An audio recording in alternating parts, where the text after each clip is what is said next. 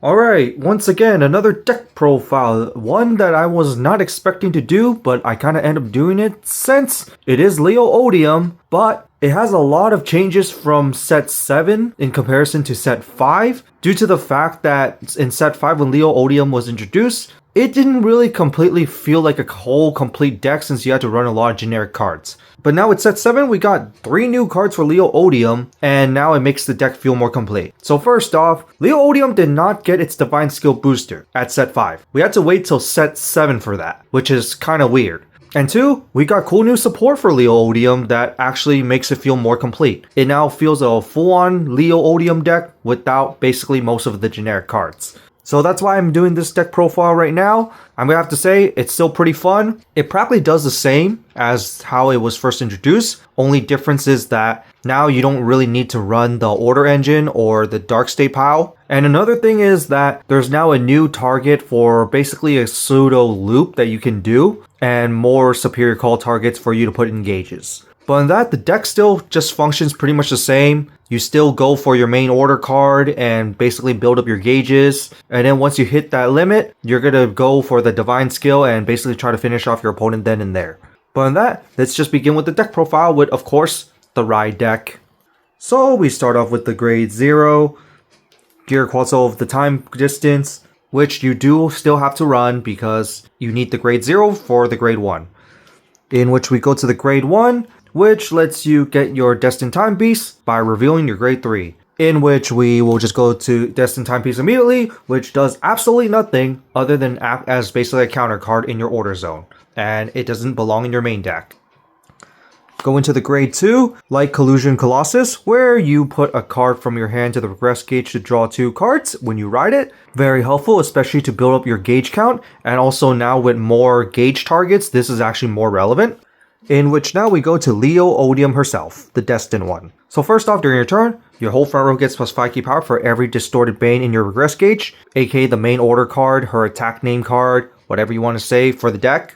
And then the other skill is that when she attacks, you can Soul Blast 1 to put 1 card from your hand to regress gauge to basically give herself the triple drive ability. And yes, it's give herself triple drive, so if you do drive -1 after this, you are just still twin drive because it's going to be relevant for the next skill where Divine Skill, at the end of this card attack, you can discard 2 cards from your hand while you have 5 regress gauges. And at the end of turn, you skip your opponent's turn along with your ride and main phase. So basically, you're doing a fancy restand turn by basically skipping your opponent's turn, which is also huge in some cases because it loses all trigger abilities that also includes your own, but it does also reset your own abilities, which means that you can also do a little more stuff. Yeah, you do lose the Persona Ride power on top of it, so it does kind of suck sometimes, but it can also be powerful at the same time. Just for the fact that it resets your abilities, along with resetting your opponent's power and abilities as well. So yeah, overall it's still pretty strong. Skipping your opponent's turn, triple drive every single turn, which has led to me to deck out before.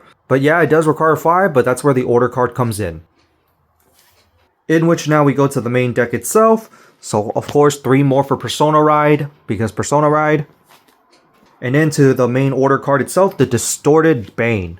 So you just play for free, you put in the regress gauge to soul charge 1, and then the other skill is that when it's put to regress gauge, you draw a card and choose one of your Vanguards plus 10k. You just have to run it because it's linked to your Vanguard, so it's an auto 4-of by default. Having the ability to soul charge and of course increasing your regress gauges make it faster, of course. And also like that this also gives you a draw because sometimes you will need it, especially since draw triggers are now out of the deck. But if you guys don't remember, so your grade 2 gives you 1 gauge, this gives you 1 gauge, and Liael Odium gives you 1 gauge. So that's 3 gauges in your grade 3 turn. So by the time you hit your 4th turn, Odium gives you another gauge, and this one gives you another gauge if you have it in hand, so that's 5 gauges total. This is why you just must see this as soon as you can, and it doesn't matter if this card hits the damage zone now, because you got a support card for that. Unfortunately, you still can't search from the deck without a generic card. But it still must be run of auto 4 because it's the main card of the deck. And then for the last of the grade 3 is the Anchronus Dragon. So this is one of your main gauge targets where at the gauge zone, you can counterblast 1 and call it to rearguard. And then you choose a card from your drop zone to put as gauge. So it replaces itself as gauge from your gauge zone while also calling itself, which could even be on your grade 2 turn, which is huge. early game attacker, which is always very nice. This is one of the cards that also use Counterblast, and with another card, you are now being a little more Counterblast heavy, but luckily a new card just gives you Countercharge, so it's not too bad, and Counterblast is not as heavy as it used to be. And also, your main Vanguard doesn't really use Counterblast, so luckily this is not your most important card that you need to use it with. So luckily you don't always need to use this in comparison with the Soul, but it's still overall pretty good just because it's a +1 engine. With the second skill, where when this card attacks while you have at least 3 gauges and your Vanguard is at least a grade 3 Liael, you can Energy Blast 2 to retire one of your opponent's rear guards. Yep, something for extra removal, which is always pretty nice. And this is what I mean about resetting abilities, because one thing you can do with something like Liael Odium where a reset turn happens, you can do another retire on the next turn. So this does make a big difference when it comes to skipping turns, hence why re-triggering some abilities is going to be awesome. And so that's for the grade 3 lineup. For the grade 2 lineup, I still choose to run the Alchematic Colossus, mainly for the fact that it still can be treated as boost while you have 3 gauges. I like that part because being a 10k booster actually makes a huge difference, since why I still like to run 4 of these. But the other skill is very helpful as well, because when you place it, you can Counterblast 1 to draw a card and Soul Charge 1. It's there if you need it, and the extra Soul Charge does help, so I do still like to run this card, but mainly more so with the boosting. But you could also run any other card if you wish. It is just personal preferences. This is just personally me. And then I run the new card, Asunder Colossus, similar to the Dragon. So this one's similar to the Dragon. In the gauge zone, you can Counterblast 1 to call it and then put a card from a drop zone to the gauge. It's basically the same exact thing right there. So now in technicality, if this is your drop zone and the other one is your engage, you can loop those two around and then just call each other, which is very nice. And also it gives you more targets to put in the gauge zone, which is also very nice. This is why you can take out your Dark State POW engine that you don't need to be calling from deck anymore, because now you could just call from the gauge zone instead. But the second skill is the unique one where if you have at least a grade 3 Vanguard Liael, this card gets this skill. So when this card attacks, you can Soul Blast 2 to draw and plus 5k power. And it's on both players' turns. So it's a 15k beater on both players' turns. And Soul Blasting 2 to draw, that is technically fine since it is Dark State, so you are still going to be Soul Charging quite a bit. But do still watch out for the Soul, because I have experienced some of that sometimes, but you don't really use it too often. So it's not entirely too bad. You just mainly use this for basically another gauge target for you to call. But yeah, you just must run 4 of this just because it is for that reason. And then finally for the last grade 2, the Energy Blast 3 to draw. Also very fitting for the deck since it is a time-based deck. And so that's it for the grade 2 lineup. Now for the grade 1 lineup.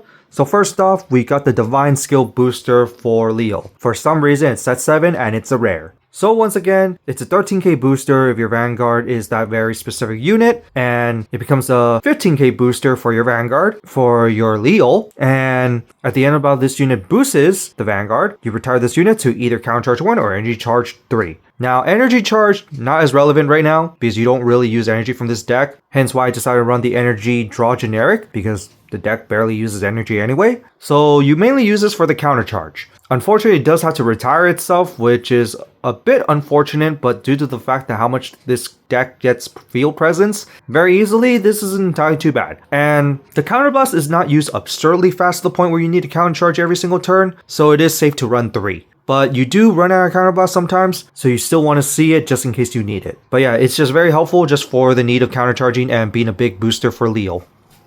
And then a new card that is a Direful Doll that cannot be run in Direful Doll, which is Patience. So on plays, if your Vanguard is at least a grade 3 Liael, you can Energy Blast 2 to choose a non-Regalious Piece order card that is either in your drop zone or damage zone and put it to your hand. If you chose from damage, of course you put the top card of your deck to the damage zone. This is huge because if you lose your Distorted Bane to your damage, you can return it back. This is why you just run this card just in case of emergency, and it's just very helpful because of that. And the second skill, it becomes a 13k unit while you have at least 2 gauges, which is going to be doable by the time you hit grade 3 anyway, but you just mainly run this for emergency purposes basically. And then finally, for Avarice Wrestler, this is basically your order searcher of the deck. It's the generic one that just searches out your whole entire deck and lets you activate it from the drop zone, which the part where you put to the bottom deck instead of putting it to the drop is completely nullified here because that's going to go to the gauge zone. So this is just a must run just because Liael still doesn't have a way to directly search your order card. So this is actually your only way to do so. And then finally 4 PGs, one being the Elemental Centitude. And now for trigger lineup, OT, run whichever one you like. 8 crits to kill your opponent as soon as possible. 3 fronts. This can be the soul front, but due to my experience playing the deck barely runs out of soul, hence why I prefer just to run this one, because extra shield is just helpful. And I do not recommend draws because you can deck out pretty fast in this deck, especially with all the drive checks you're doing and extra draw power. And finally, for heals, 2 being counters. And so that's it for this deck profile, my updated Liael Odium deck. What do you guys think of it? What other cards would you recommend? And what other changes would you make? There are a few other cards I am thinking about running, like the original set 10 cycler where you can Soul Blast 1 to put to bottom deck to draw in place of one of my Grey 2s, since it's just another way to not really deck out. And it speeds up your drawing for basically Distorted Bane and other key pieces, mainly Distorted Bane. But other than that, I still like the deck. And the deck still functions really well. And overall, it just feels more complete now with set 7. Because set 5 didn't really completely make it feel complete considering all the generics that you kind of have to run. Especially the Dark State Pow, because it was good to run with Distorted Bane. And speaking of which, you can still run it if you wish. But I don't really recommend it because you can deck yourself out. And you got the new cards in set 7, which is actually very good to fill in all the space of the generics, and it basically just gave stuff that it needs, like countercharge, which sometimes it is very helpful, and another regress gauge target, which is also very helpful. Still, the only thing missing is straight up searching for the order card in the deck for the archetype. We have to use a generic for that, unfortunately, but other than that, deck is still fun, and it's still as powerful as it was first introduced. But other than that, that's it for this, and see you next time.